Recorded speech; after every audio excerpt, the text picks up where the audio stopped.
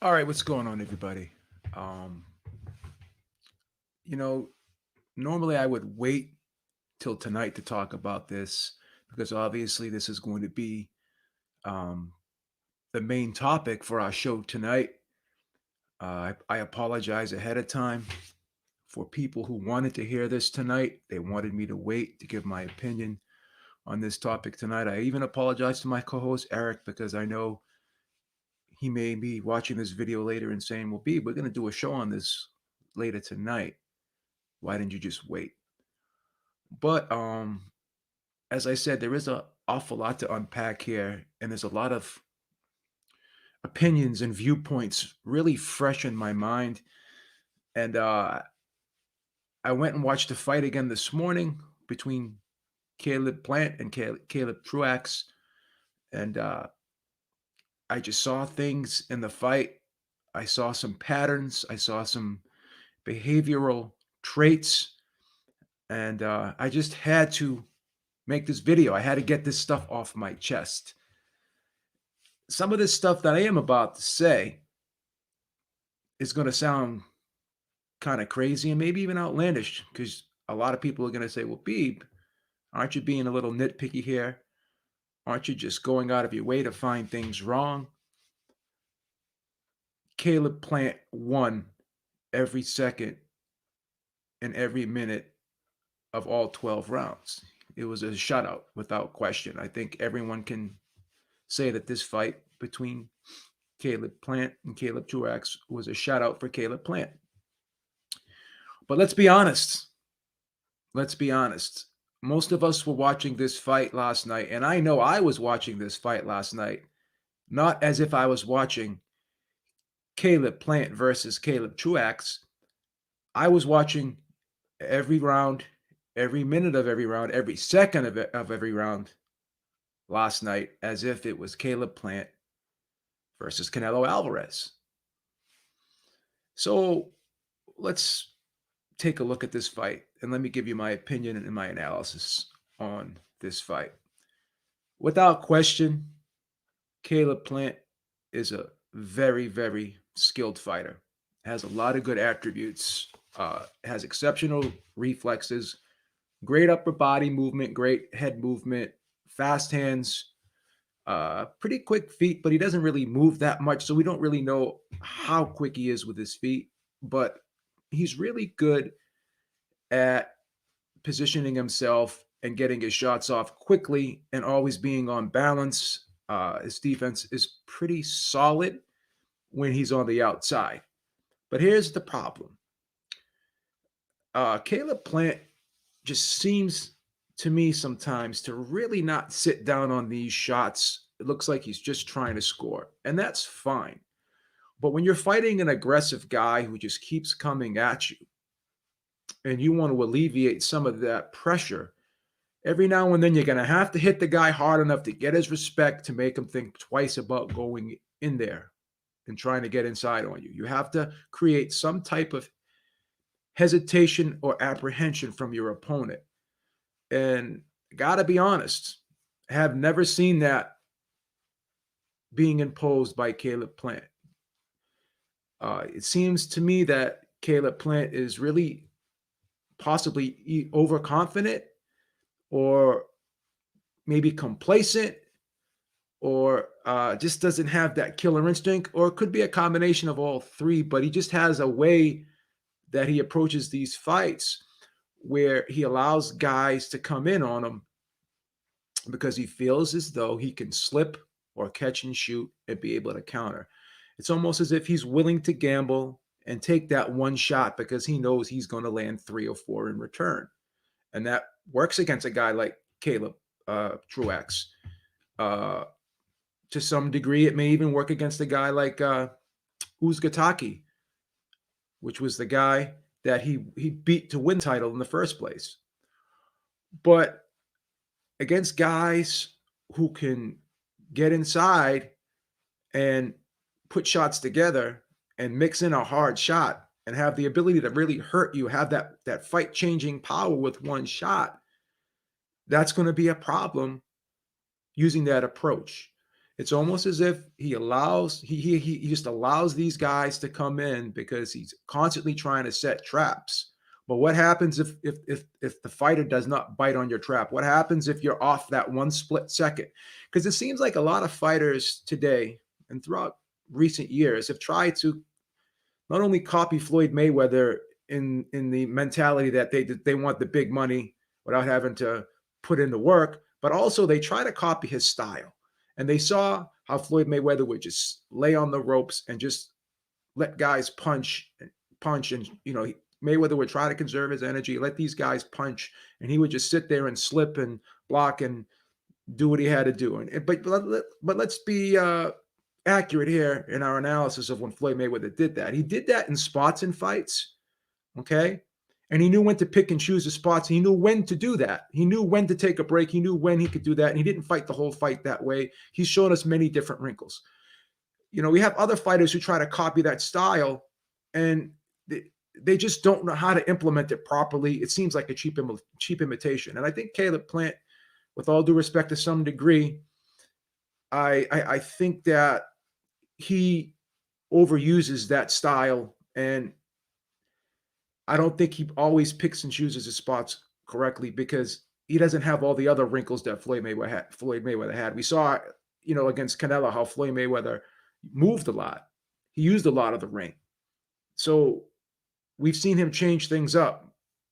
Caleb Plant pretty much has fought the same way since I've been watching him.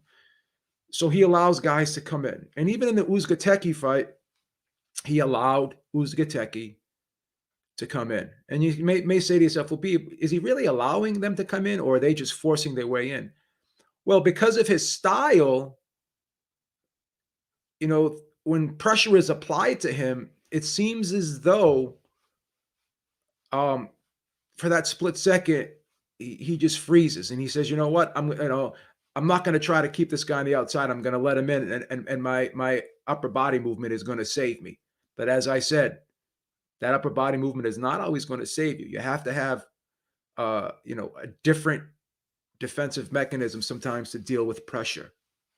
Like a lot of times you have guys who don't really fight well on the inside. It's not their forte. It's not their strong point, but they know how to control guys once they do get inside. Problem with Caleb Plant is when a guy gets inside, he accepts the clinch. And and shout out to Paulie Malignaggi, because Paulie Malignaggi says this a lot, guys accepting the clinch. Well, what is it? What is it exactly accepting the clinch?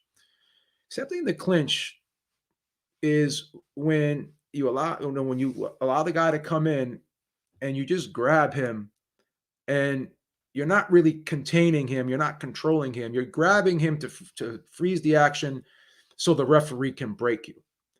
And when you watched how Caleb Plant grabbed Truax last night, he had his arms underneath Truax's arms, and he basically wrapped his arms around his waist, a little bit above his waist, and he just held them there. And when you have your arms underneath your opponent like that, you're not really in control. You can't grab him and muscle him and force him back. Sort of like, jiu-jitsu or grappling or wrestling. When you want to control your opponent, your fists, your hands and forearms have to be on top of the other guy's arms, because that's how you gain control. That's how you gain leverage. That's how you gain positioning. So he's holding, but he's not really containing and controlling and really freezing the action to the point where he's actually putting himself in a position where he's nullifying the other guy's offense. Now, Truax, again, he obliged him, because once he was grabbed like that, he didn't really try to fight out of those clinches. But if you remember in the Uzgateki fight, Uzgateki was having some success when he got close. And Uzgateki, I think, has underrated foot speed and even underrated hand speed. Obviously, I would still say that Plant is faster and he's much more slick defensively. And Uzgateki doesn't have the great head movement, and he's not a superb defensive fighter either, because he doesn't mind taking shots. He tries to roll shots. He tries to parry shots. And when he's on the inside, he's not afraid to trade. But he had some moments in his fight with Caleb Plant. And even though Caleb Plant clearly won that fight, I think because he allowed Uzgateki in, trying trying to set that trap, and he's always has that mentality that, I'm gonna set that trap, and then when I'm on the outside, I'm gonna just kind of pot shot a little bit. He never seems to me to punch with bad intentions. So he has this mentality that I'm going to do just enough in these rounds to win them, and try to incur obviously the least amount of damage that I can, and that's fine. But what's going to happen when a guy pushes the envelope against you? What's going to happen when sometimes you have to have that mentality that, you know what? Sugar Ray Leonard said this once, and I fully believe this. There's got to be a time in a fight where you have to stand your ground, grit your teeth, and you're just going to have to fight. You're going to have to fight that guy off you. And I just don't see that mentality in Caleb Plant. And he may not have needed it thus far in his career, but I have a hard time believing at some point in time he's not going to have to be called upon to have that mentality, because there's going to be one opponent that he's not going to be able to time on the inside. He's not going to be able to slip the upper body movement. Those same tactics aren't going to work against everybody. So I haven't really seen a different wrinkle from Caleb Plant where he has to bite down and show something different. Okay. He's been matched to the point where these guys that he's been fighting, solid fighters. Truax is a solid fighter. Uzgataki is a solid fighter, but they don't have that extra gear. They don't have that same athletic ability. They don't have the physical attributes. They may have one or two strong points, but they're not multifaceted enough where they can cause a Caleb Plant problems. So again, accepting the clinch and letting guys come in thinking that I'm always going to be able to, set this trap and, slip and shoot or catch and shoot on these guys. But again, when he's grabbing these guys, he's not really clinching them to gain control. He's not really a physical guy on the inside. He's more or less a finesse type fighter for the most part. So again, going back to my point, and I just want to bring up this Uzgataki fight again to make a comparison in what I saw last night. Another thing about Caleb Plant is he seems to me, like I said, has that mentality that I'm going to do just enough to win these rounds. But also, once he feels as though he has a lot of these early rounds in the bank, second half of the fight, he starts to coast a little bit. And if you noticed last night, he started to get a little complacent because he said, like in the last 4 or 5 rounds, because he said to himself, and I'm just giving my opinion here, seems as though he said to himself that I got enough rounds in the bank. All I got to do is finish this fight on my feet, and I can coast the rest of the way, and I'm going to get this decision. Okay? And that's when he started getting hit by those right hands of Caleb Truax. Now, again, Caleb Truax is not a huge puncher, not an exceptionally quick guy. He's a solid fighter. I'm not taking anything away from him. This is a good win, won every round. But again, I wasn't watching this fight, looking at this fight like this is Caleb Plant versus Caleb Truax. I'm watching this fight as if it was Caleb Plant versus Canelo Alvarez, because he called Canelo Alvarez out. But then he found a reason to not fight him. I'm not going to use the duck word. It seems as though, to me, his words say he wants to fight Canelo, but his actions don't show me that he is overly enthusiastic about getting in the ring with Canelo. It seems to me that there is some doubt there, and he may feel as though he's not ready. Opportunity of a lifetime like that, you take it when it's presented to you, because nothing is promised in this game. So once again, he seemed to coast in the second half of this fight. And then you're saying to yourself, well, Beeb, he's not going to fight Canelo Alvarez the same way he fought Caleb Truax. But I go back to the Uzgateki fight, which was a title fight, which was the biggest fight in his career up until that point, and probably still is the biggest name on his resume. And when I was watching that fight, Uh, for the first 8 rounds of that fight, I had him winning that fight like maybe 7 rounds to 1, I think, or 6 rounds to 2. And he did score a couple knockdowns in that fight. Full credit for that. But in the last 4 rounds, I had Uzcategui win in the last 4 rounds because again, Caleb Plant showed that complacency in the second half of the fight because he felt as though he had enough in the bank. Now, can you allow yourself to do that against a Canelo Alvarez? And also, when Canelo Alvarez gets inside, you're not going to be able to go up and underneath on Canelo Alvarez. Go up underneath his arms and hold him that way. Thank you so much, Corey Lee Boxing. He says, "Good morning, Bees, my brother. Much respect. Great show. Canelo walks Plant." Okay. So again, when you got a shorter guy and you're going to try to go up and underneath and grab up underneath his arms like he always does with everyone else, and you're not going to go up over the top and try to grab the guy to get control, because again, when you go up over the top, you have the leverage. Okay, your hands are on top. You have the ability to walk a guy back. You have the ability to freeze a guy. You have the ability to turn a guy. You have the ability to push off. When you're up underneath like that, you can't push off properly. You have to be up. Your arms have to be on top of that guy's arms, and you have to clinch his arms underneath your arms. That's how you get control in a clinch. He has a very, very weak clinch, weak, nonchalant clinch.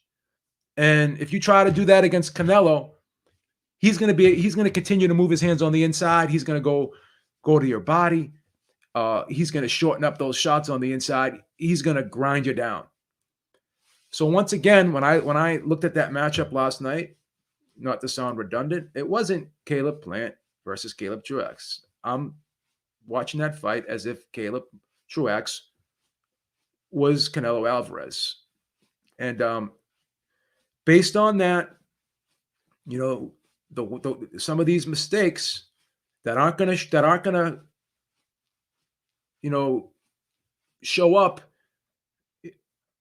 in these fights against guys like Truax and Uzcategui and Mike Lee and all these guys that he fought, he can do these things and get away with it. He's not going to be able to do these things against a David Benavidez, who's a monster on the inside, who's a hellacious puncher, a guy who can really rip to the body. So if you're going to try to put that weak clinch on David Benavidez on the inside, or you're going to try to put that weak clinch on Canelo Alvarez on the inside, they're going to break right through that, and they're going to rip you apart on the inside. He's never fought a guy yet that is an excellent inside fighter, and that's going to be his Achilles heel. That's going to be his silver bullet, a guy that can really fight properly on the inside. Think of a guy like Andre Ward, who knows how to really position himself on the inside and really know how to gain leverage on his opponent on the inside. Even Canelo Alvarez has shown the ability in recent years to really be a superb inside fighter. He's really sharpened up his game on the inside. He's really shown that he's been able to fight very effectively on the inside. And then you could say, well, people, what about Canelo Alvarez? He didn't stop Callum Smith. But there were points in that fight where he looked as though he was going to stop him. There were points in that fight where he actually hurt him. There were points in that fight where it looked as though Callum Smith was going to go. And he was trying to stop Callum Smith, but credit to Callum Smith because he survived. And he kind of went into survival mode. And credit to Callum Smith also, he does know how to clinch properly. So that's the difference between clinching, in my opinion, and holding. Clinching, I think, is more of a strategic thing where you're trying to gain leverage and position, not only freeze the action, but control the action on the inside. Holding is where you're just running out of ideas and you're just trying to hold on because you have nothing else that you could do. It's almost like a desperation move, sort of, because Amir Khan was the same way when he held. He didn't know how to effectively clinch.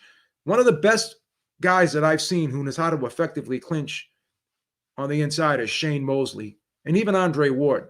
Those are guys that grab you. It's almost like, and even Sean Porter also as well. These are guys that grab you looking for control, looking for leverage, looking to lean on you and drain you.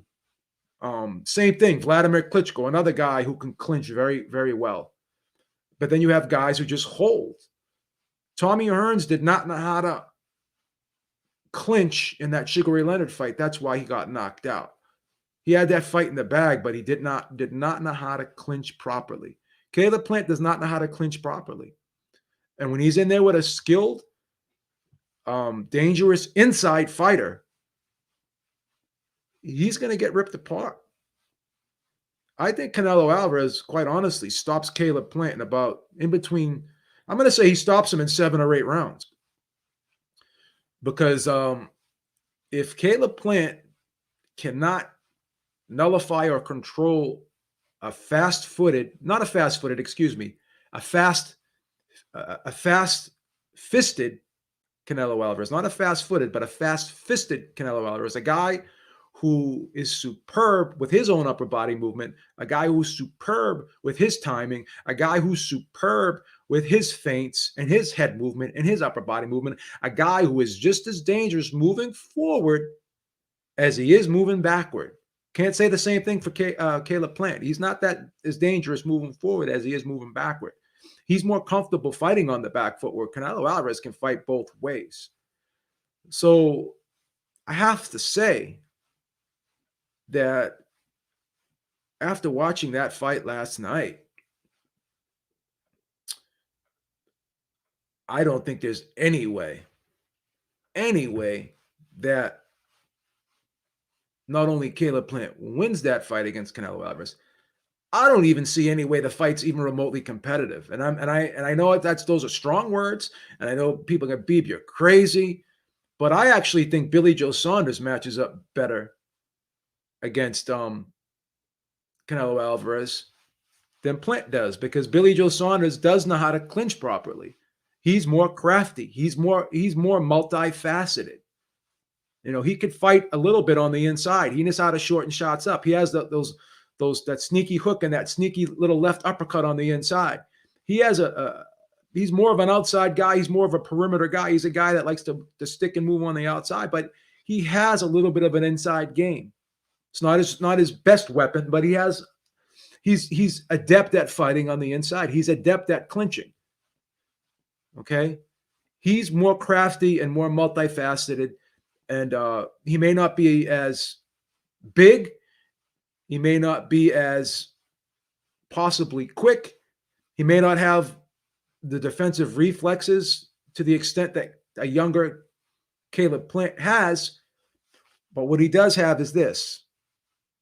He has this. He has the experience, and he knows how to switch things up when he has to. He was in there with a guy like David Lemieux. The reason why he was able to freeze up David Lemieux is because he knew how to freeze the action by clinching properly. He knew when to take his breaks. He knew when to let the guy in and when to keep the guy on the outside. Caleb Plant fights the same way constantly.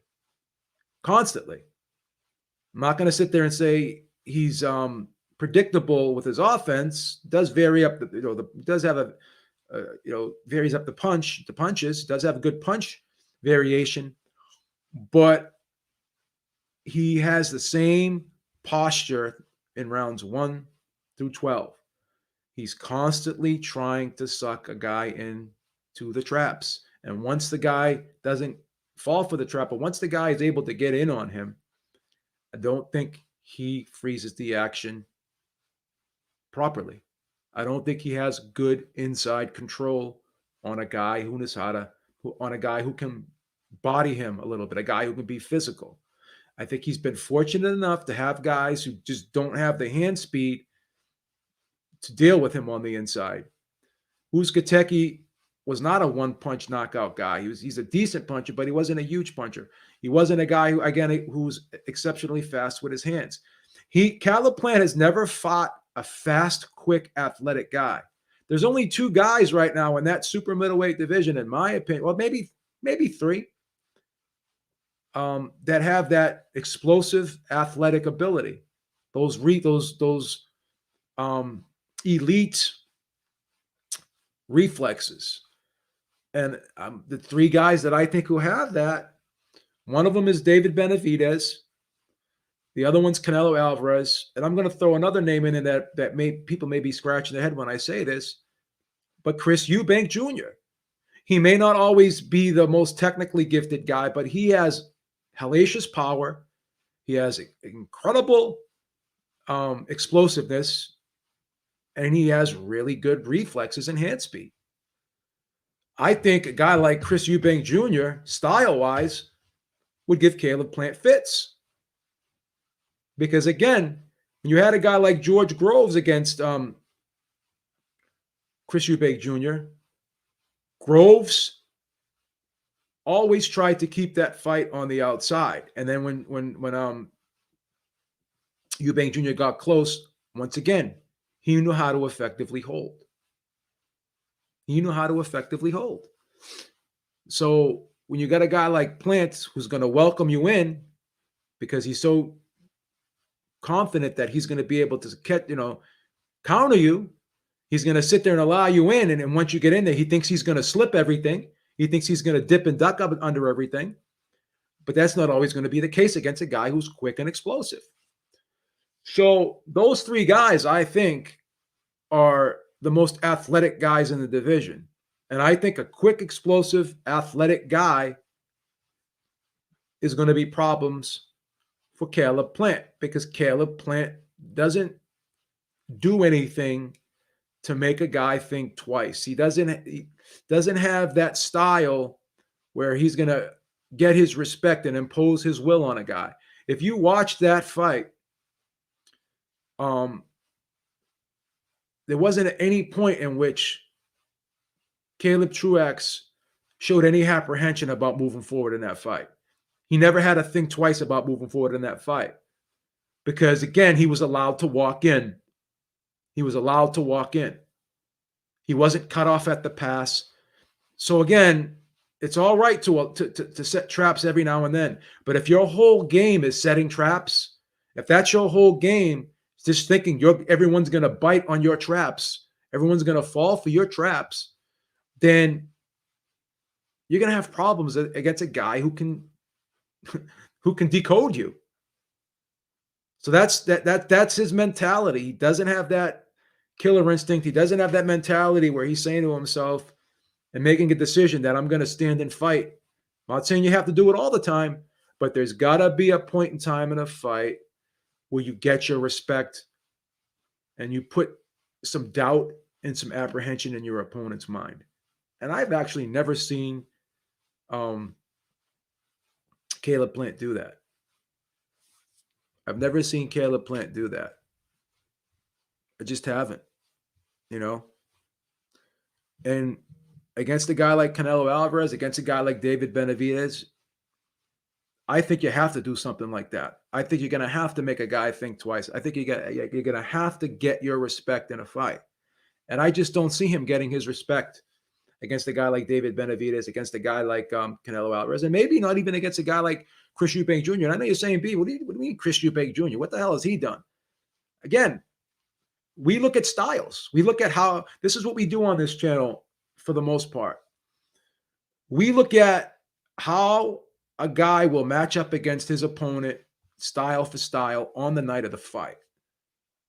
You can sit there and say, well, look what Chris Eubank Jr. did against George Groves. Didn't look great in that fight. But again, Chris Eubank Jr. did pretty well against the Billy Joe Saunders when they fought. I think if when Chris Eubank Jr. has the game plan, has a decent trainer, I think when he's guided properly, I think Chris Eubank Jr. is a very dangerous super middleweight. I have to be honest with you. I think he's a very, very dangerous super middleweight. And I think style-wise, he gives Caleb Plant fits. So that's a wild card that I'm just throwing out there. That's a wild card that I'm just throwing out there. And on a side note, he's also a PBC fighter. And again, I want to address some of the comments made by Caleb Plant after the fight, saying, "Oh, I injured my hand. I think I broke it in the first quarter of the fight. Maybe in between the rounds 1 through 5. No. Again, I'm gonna call BS on that. And with all due respect, I'm not trying to insult Caleb Plant, but let's be honest. When you break your hand, you know when you break your hand, you feel it. You feel that sharp pain going through your up through your hand down to your wrist. If anyone's ever broken a bone before, I broke a rib before, and I knew exactly the punch. I knew exactly the time when that rib was broken because I felt that sharp stab right through my rib cage. Same thing with your hand. One time I thought I tore a ligament in my wrist, but it ended up being tendonitis. But I was hitting a heavy bag, and I dug a body shot, and immediately when I injured that hand, I felt that stabbing pain go right through my wrist. So you know when you injure yourself, you know when it was, and also too if you watched him after the fight, he's sitting there moving his fingers, grab it like he clutched his hands together like this. You can't do those things with a broken hand. When Floyd Mayweather used to injure his hand, you used to see his hand like this, and he'd be like this, or Paulie Malignaggi. They wouldn't be moving their hands. They'd be like kind of nurturing and nursing their hand after the fight. This guy's moving his fingers around, clutching. So again, you didn't knock the guy out because you couldn't, not because you broke your hand, not because you broke your hand. I mean, you did not fight that fight with the intention of trying to knock that guy out. You didn't approach that. And again, you don't have to knock everybody out. You don't. You don't have to knock everybody out. You don't have to knock everybody out, but you have to approach the fight sometimes like you want to hurt the guy to get to just to try. You have to get your respect in that ring. Okay, you have to. You have to. Every now and then you're gonna have to, like Sugar Ray Leonard said, and I believe this wholeheartedly. You have to sit there, grit your teeth, stand your ground, bend your knees, and you got to let this guy know I'm in control. You are not going to dictate to me how this fight is going to go. You're not. People can sit there and say what they want about Floyd Mayweather, how second half of his career, he did the same thing. But if Floyd Mayweather had a clean shot, he would grit his teeth. You could see it. He would punch with bad intentions. He would hit a guy flush, and he would sit down on his shots. Caleb Plant, to me, doesn't look like he's sitting down on these shots. He's not punching with bad intentions. Again, in my opinion, seems to have this mentality that I'm going to do just enough to win these rounds. I'm going to do just enough to win a certain amount of rounds. And once I feel as though I got this fight in the bag, I got my 8 rounds in, I got my 7 rounds in, I'm going to coast the second half of the fight. And he did it against Uzcategui, and he did it against Truax. There's a pattern of behavior here. You're not going to be able to coast. You're not going to be able to have Canelo Alvarez or David Benavidez or Chris Eubank Jr. You're not going to allow these guys to walk in thinking that these guys are going to fall for every single trap. You're going to be able to slip every single one of these guys' shots, because a guy like Canelo Alvarez, a guy like David Benavidez, and a guy like Chris Eubank Jr., sometimes that one shot that they land is going to be enough. So you can't play this game of I'm gonna try to slip and block as much as I can. You can't play this game of I'm gonna take one to give 3 or 4 back with these guys, because that one punch that these guys land could be a fight changer. So once again, in my opinion, Canelo Alvarez dominates, destroys, and stops Caleb Plant in under 8 rounds, maybe even sooner. That's just my opinion. And once again, after the fight, do you want to fight Canelo Alvarez? My goal is to unify the titles. I want to fight whoever has the belts. Once you hear a guy say that, if a guy can't say, yes, I want to fight Canelo Alvarez definitively, then you have to ask yourself, does he really want to fight Canelo Alvarez? In my opinion, I'm not going to say he's never going to fight Canelo Alvarez. I'm not going to go as far as saying that, but he is being told This is what he's being told, in my opinion. Let Canelo Alvarez do all the dirty work and the heavy lifting, okay? Let him do all the dirty work and the heavy lifting. Let him get all the other belts first. And you fight him as far down the future as you can. Let him get the miles on him. Let him fight all these tough fights. Let him collect all these belts for you.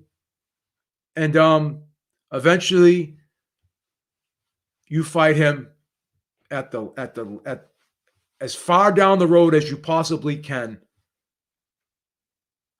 And that's when you fight him. They're going to sit there and say, well, you know what? The longer we wait to fight Canelo Alvarez, the more miles he puts on his body, the older he gets, the more belts he collects, and then we swoop in there when he's done all the dirty work and the heavy lifting for us. Then we swoop in there and hope that we're going to catch a Canelo Alvarez who is slightly on the downside, who's not at the top of his game. That's what they're hoping for. Sort of like what Canelo Alvarez did with Triple G. That's the blueprint. That's the blueprint they're using. They're going to wait and push this fight off as much as they can and fight this fight at the very end. Okay? That's what's going to happen. PBC's got a decent amount of super middleweights. They can keep him busy. They can keep him busy. In my opinion, Caleb Plant's next fight's going to be against a guy like Anthony Durrell. They're just going to keep keeping him busy with these guys. Who knows? He might even fight Uzgateki again in a rematch. That's just my opinion. You know, and I don't like to take sides here, but this is a pattern with these PBC guys. This is what they're being told to do. We don't need to fight fighters from other promotions. That's where the term other side of the street came from. It came from PBC. Their fighters were the first fighters to use that term. Oh, we can't do business with the guys from the other side of the street. They're the ones that did that. They're the ones. And then you can say, well, Beeb, what about what Terrence Crawford's saying right now, that he doesn't need Errol Spence to solidify his legacy? I don't agree with that. I don't agree with the statement. And I'm not even really I'm not happy at all about him saying that. But you have to understand something. At some point in time, a guy's going to get frustrated. He's been calling out Spence for the last 2 years. Okay? He's been calling out Spence for the last 2 years, and all Spence is saying is the fight will probably happen. It'll happen. Again, that these guys are being told to play the waiting game over there. They're being told to play the waiting game over there. So in the Spence situation, what they're saying is, we got all the welterweights over here. We control all the belts except for the WBO. We're gonna have Errol Spence beat up all these guys over here. Get all the other belts except for the WBO. Then when we sit down with Terrence Crawford, we're gonna sit there and use the example that, or you're gonna use their excuse or the reasoning that we got all the belts, you only got one, and they're gonna try and lowball them. They're gonna try and lowball them. So if you're gonna, so Terrence Crawford sitting there saying to himself, they're gonna try and lowball me. They're gonna try and keep giving me the runaround. They're gonna try and keep pushing me back to the end of the line. So now Terrence Crawford's probably frustrated. He's saying, well, fuck it. I don't need this guy anymore if he's going to play these games with me. This is a pattern of behavior. Deontay Wilder. Same thing with Joshua. Admitted, I had a bigger offer on the table to fight Anthony Joshua, but I took the Tyson Fury fight instead. Does that sound like a guy who really wanted to fight Anthony Joshua? And I was duped myself. I was duped. I fell for the BS for years. But again, I have to look at the patterns here. I have to look at empirical data. I have to look at people's behavior, fighters' behavior. And again, I have the utmost respect for fighters. I will never call a fighter a bum. I will never say this guy's afraid of this guy. I will never say this guy's a ducker. But they are being told, they are being advised, they are being managed. Their careers are being navigated by Al Heyman, and obviously they have they can make the choice on what they want to do. But these guys are doing exactly what they're being advised to do. This is the game plan blueprint over there. I'm not saying other fighters don't do it either, but this is the PBC MO. That's what it is. That's what it is. That's all. It's the same pattern of behavior. I fell for it for years. And I'm embarrassed to say that I fell for it for years, but not anymore. I tried to give Wilder the benefit of the doubt. I tried to give Spence the benefit of the doubt. But again, this is a pattern of behavior from a group of fighters fighting on that side of the street. And their roster is pretty strong over there. So they still can make intriguing fights for Errol Spence without fighting Terrence Crawford. A Sean Porter rematch isn't a bad fight for Spence. It's not a bad fight for the fans. Okay? The Pacquiao fight is still there. The Ugas fight is an intriguing fight. Ugas is a solid guy, right? So he's the WBA champ now. So, Spence could fight Ugas and get that WBA belt. He could fight Pacquiao. He could fight Porter in a rematch. There's a lot of guys over there he could fight. A lot of guys. He could fight Prograis. Prograis can move up to 147. I think Prograis is a PBC fighter now. There's a lot of matchups over there. And he's in a great position.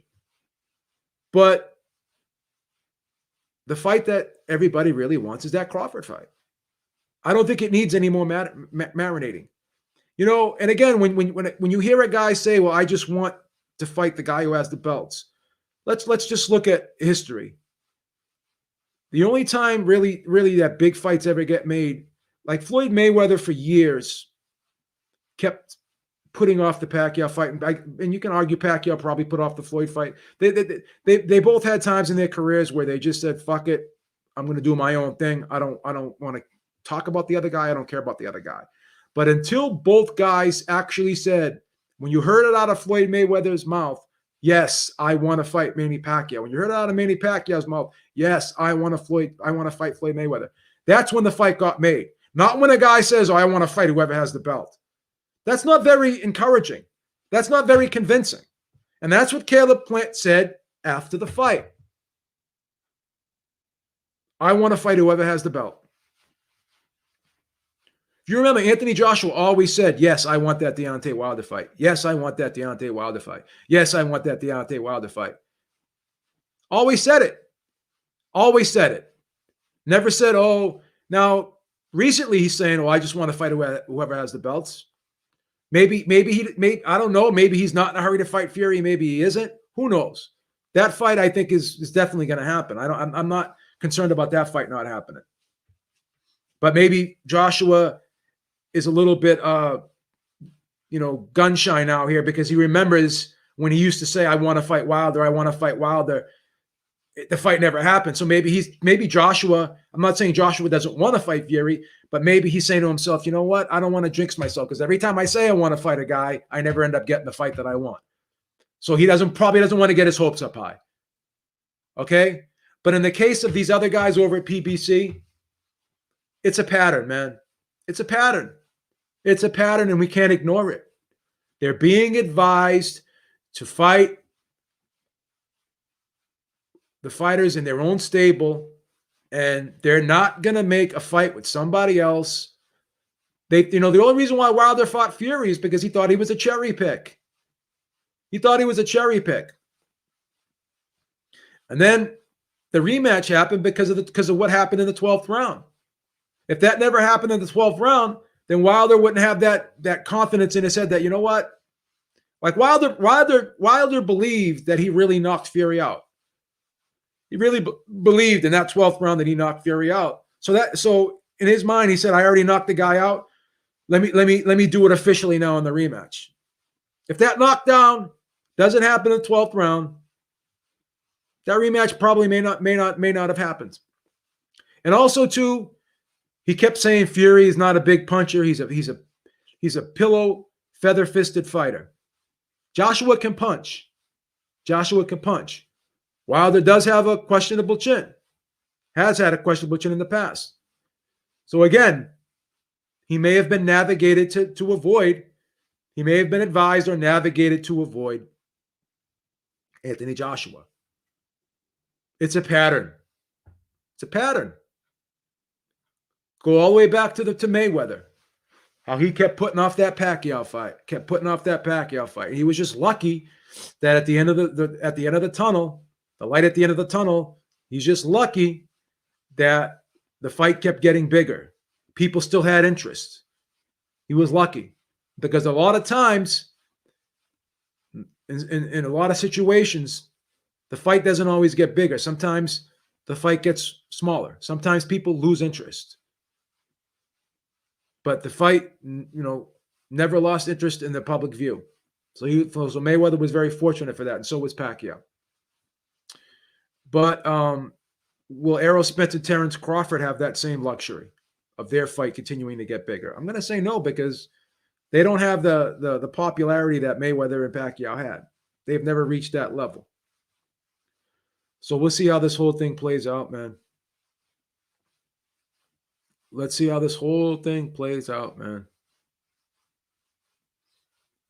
Yeah, Ryan Hong makes a great point. Crawford ain't even that young. He's about to turn 34. Once again, they're not stupid over at PBC. They're not stupid. They're not stupid over at PBC. Same thing with Mayweather. Mayweather waited for Pacquiao to look bad, to lose against Bradley, get knocked out against Marquez, and then he jumped on the fight. If Pacquiao kept looking good, kept looking spectacular, kept looking flawless, kept looking invincible, you can argue that fight may never have happened. Pacquiao had to show vulnerability for that fight to happen. So Spence, they may be waiting. They may be running that game on Spence. May be running that game on Crawford. I'm gonna wait till this guy gets old, because again, he's 34 years old. Crawford. He's not going to get any better the older he gets. He showed some vulnerability when he got knocked down against Kavaluskas. Didn't get counted, but it was a knockdown. Got touched a little bit in that fight. Still won the fight clearly, no question about it. Showed some vulnerability early against Brook. So they're going to wait that fight out. That fight won't happen this year. That fight will probably happen next year. Spence versus Crawford. May happen next year. It's not going to happen this year. Just not. Just not. So again, this is my opinion. Probably going to get a lot of hate from a lot of the fans, but a lot of the PBC fans, a lot of the PBC fanboys, a lot of the PBC PR people, because you guys really aren't boxing fans. You're PBC PR people, a lot of you. You just are. You just are. And I've drank the Kool-Aid, and I'm going to give PBC credit. Their cards have probably been the best overall. ESPN had a couple big fights, but we want to look at consistency. PBC has shown the most consistency about putting on the best cards. You can argue that these fights don't belong on pay-per-view, but again,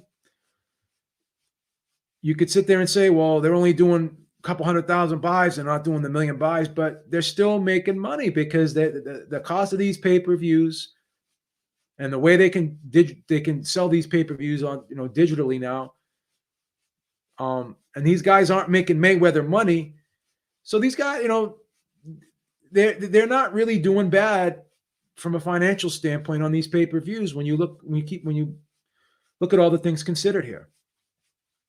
They're really not. They're really not. So at the end of the day, the pattern has been exposed. We see it. I don't think Caleb Plant fights Canelo Alvarez until the end of next year. That's just my opinion. I don't think Caleb Plant fights Canelo Alvarez this year. I think he fights him at the end of next year, and he gets knocked out in about 7 or 8 rounds. I'm saying 8 rounds. Could possibly be earlier. All right, guys, that's all I have. Make sure you tune in tonight to the Ringside Reporter podcast. 7 p.m. Eastern Time with my co-host Eric Lorda. We'll be talking more about this fight. Hopefully you guys can call in, give your opinions, and tell me in the comment section, am I on point here with my analysis, or am I hating, or whatever you think, positive or negatively, I want to hear from you. But I respectfully ask, at least give me an argument. Don't just tell me I'm stupid. Don't tell me I'm an idiot. Don't just say I'm a hater without explaining why I'm a hater. Because I actually want to hear your opinion. I want to learn from you guys. I want to be able to get that other side of the argument, that other people's perspective. I want to. Oh, Corey, is snowing heavy there? Yeah, we're supposed to get we supposed to get some snow too. So we may be getting it tomorrow. Let me see what the forecast is over here, bro. Now we're talking about weather now. That's what we do. We switch things up here. Let me take a look at this forecast. Yeah, we're gonna be getting. Yeah, we're gonna be getting our snow, rain and snow on Monday, and rain and snow on Tuesday. So we're gonna be getting it. We're gonna be getting it on tomorrow and the next day. So yeah, it's gonna be crappy here the next couple of days. And I don't know about you, but it's been freezing, man. I think right now it's 6 degrees in Boston. 6 effing degrees in Boston. Can you believe that? That's crazy. All right, guys. Thank you so much, as always, for joining me in the chat. I hope you guys join the premium membership. I got the link in right underneath here, my name here. Make sure you follow me on Twitter. Make sure you follow Eric on Twitter, Ringside Reporter on Twitter. Support the channel, man. Help us out. Give us the support that can help us be better. Help us be better. Show us that support, and we'll continue to grow. We'll continue to be better. We got Rais Alim coming on the show tonight. I almost forgot that. We got Rais Alim, 122-pounder. Had a great performance last week. He's real close to getting that title shot. In my opinion, he's the best fighter in that division. He's the dark horse. But yeah, man. Make sure you check us out tonight. We got a great interview scheduled tonight, and we got a lot to talk about. So Beeb is out. Talk to y'all soon. Have a great day, and make sure you check us out tonight at 7 p.m. Eastern Time. We will be back. Peace out, everybody. Have a nice day and stay safe.